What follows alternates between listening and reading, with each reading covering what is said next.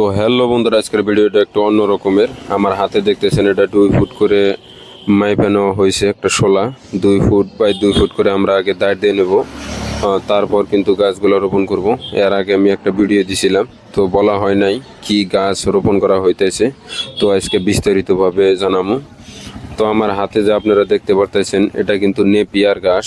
আমি 3 দিন আগে কাইটা রাখছিলাম। কাইটা রাখলে 2-1 দিন মানে শিপাটা একটু বাড়ায়, তারপর আপনার গাছটা অনেক একটু কুশি নেয়। এটা একটা সুবিধা আর কি। এটা গাড়ার পরে বেশি টাইম লাগে না গাছটা হইতে। তো আমি দায়েরগুলা মধ্যে আগে গাছগুলা দিয়ে নেব, তারপর কিন্তু বোনা মানে একটু সুবিধা হবে। তো ইতিমধ্যে আমার গাছ দেওয়া শেষ, দেখতে পারতেছেন। তো কিভাবে রোপণ করা হয় আপনারা দেখেন। মাটিটা হালকা আপনারা একটু নরম করে নেবেন, তারপর সামান্য একটু গর্ত করবেন।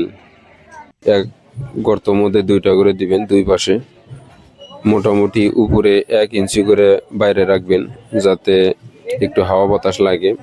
বড়িয়া করে আপনারা মাটি দিয়ে পুঁজিয়ে দিবেন, তারপর একটু পাড়াইয়া শক্ত করে দিবেন, যাতে উপরকার হাওয়া এবং রৌদ্র যাতে শুকিয়ে না যায়। তো এইভাবে আপনারা যদি নেপিয়ার ঘাস লাগান, তো এইভাবে আপনারা লাগাতে পারবেন।